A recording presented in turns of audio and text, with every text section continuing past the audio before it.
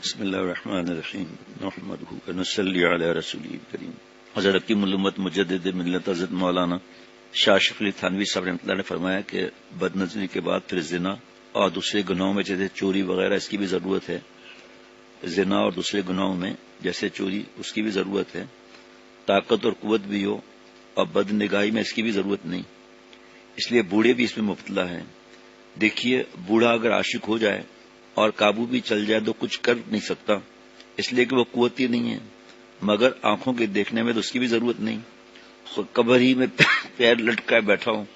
حضرت تھانوی رحمۃ اللہ علیہ فرماتے ہیں مجھے ایک بوڑھے آدمی ملے، وہ بہت دیندار تھے، انہوں نے اپنی حالت بیان کی کہ میں لڑکوں کو بری نظر سے دیکھا کرتا ہوں، یہ بیماری میرے اندر ہے۔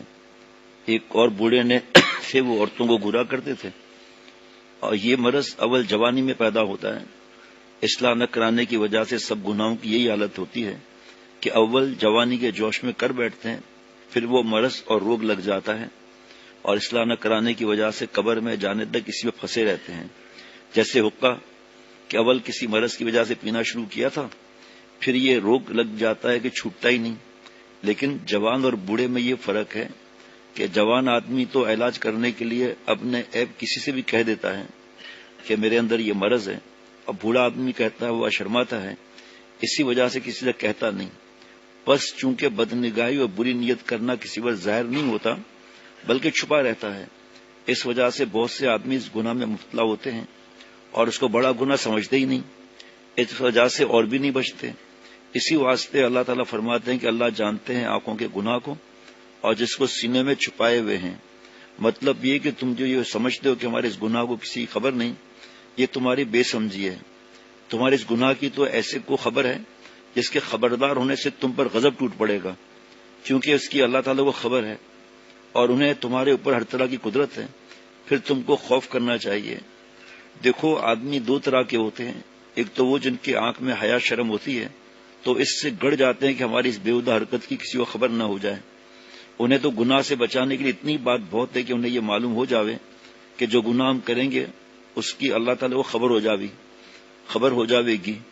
جس کو حیا شرم ہوتی ہے اس کا بڑا خیال ہوتا ہے کہ ہماری کسی بری بات کی دوسرے کو خبر نہ ہو جاوے، اور اگر اس کو پتہ چل جاتا ہے کہ ہمارے اس کام کی دوسرے کو خبر ہو جائے گی تو وہ اس کام کے نزدیک بھی نہیں جاتا۔ بس اللہ تعالیٰ نے لوگوں کو ڈرانے کو کہا کہ دیکھو اللہ تعالیٰ کو بدنگاہی اور بری نیت کی بھی خبر ہو جاتی ہے، ذرا ان سے شرم رکھنا، ان کے سامنے بے حیا مت ہو جانا۔ تو شرم اور حیا والے تو اس کے کہنے سے رک جاویں گے، اور جو لوگ بے حیا بے شرم ہوتے ہیں وہ اس سے نہیں ڈرتے کہ کسی کو خبر ہو جاوے گی، بلکہ وہ تو جوتوں سے ڈرتے ہیں۔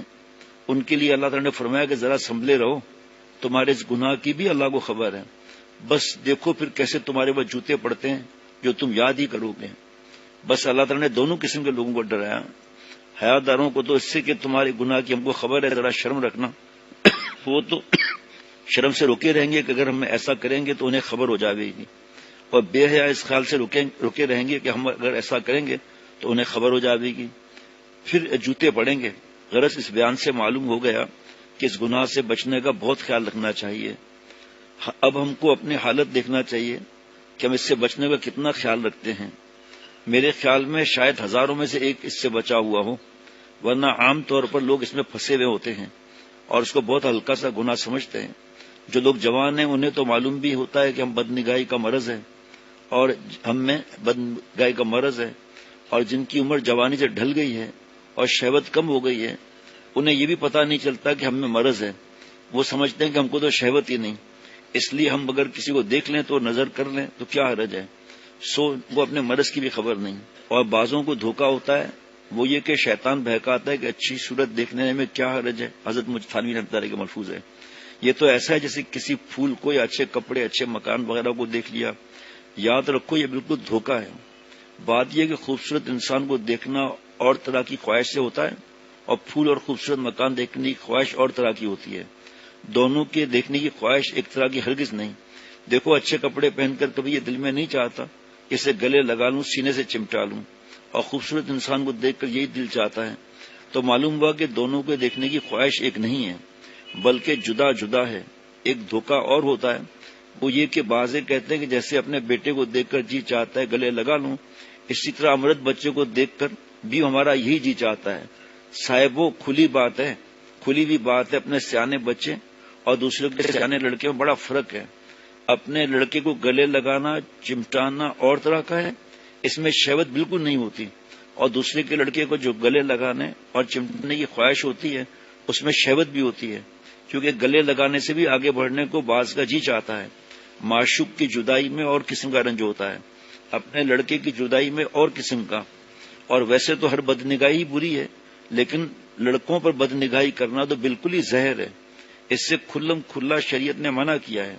ہمارے بزرگوں نے بھی اس کی جو برائیاں لکھی ہیں ان سے معلوم ہوتا ہے کہ یہ بڑی بھاری بلا ہے۔ ایک بزرگ فرماتے ہیں کہ بدنگاہی شیطان کا ایک تیر ہے، یہ حدیث پاک ہے، یعنی اس بدنگاہی کے بدولت آدمی شیطان کا شکار ہو جاتے ہیں۔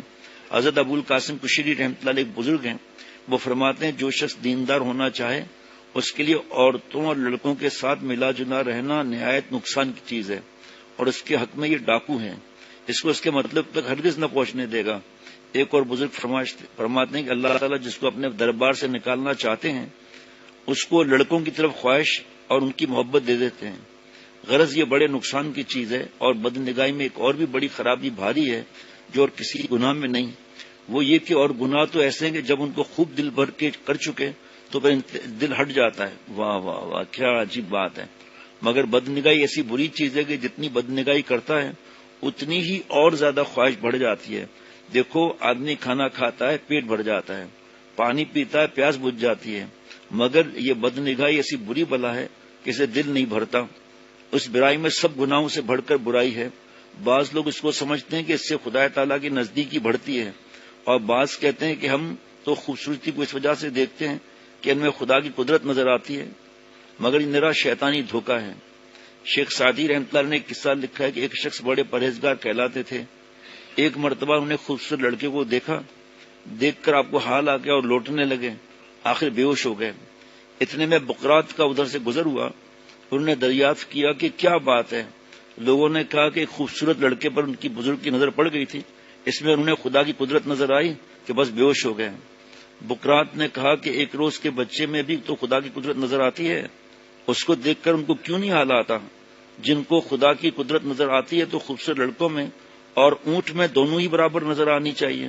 اگر کوئی کہے مجھ کو خوبصورت آدمی اونٹ دونوں برابر معلوم ہوتے ہیں، جیسے خوبصورت آدمی کے دیکھنے سے ہماری حالت ہوتی ہے اسی طرح اونٹ کے دیکھنے سے، تو اس شخص کی یہ بات بالکل جھوٹ ہے۔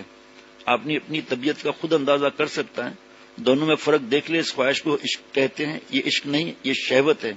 یہ سارا فساد روٹیوں کا ہے۔ ایسے لوگوں کو 4 روز تک روٹی نہ ملے، اس کے بعد پوچھا جاوے کہ لڑکا لاؤں روٹی لاؤں، یہ کہے گا لڑکے پر اپنی ایسی کی تیسی میں جائے روٹی لاؤں۔ اللہ تعالیٰ دین کی سمجھ عطا فرمائے۔ السلام علیکم ورحمۃ اللہ وبرکاتہ۔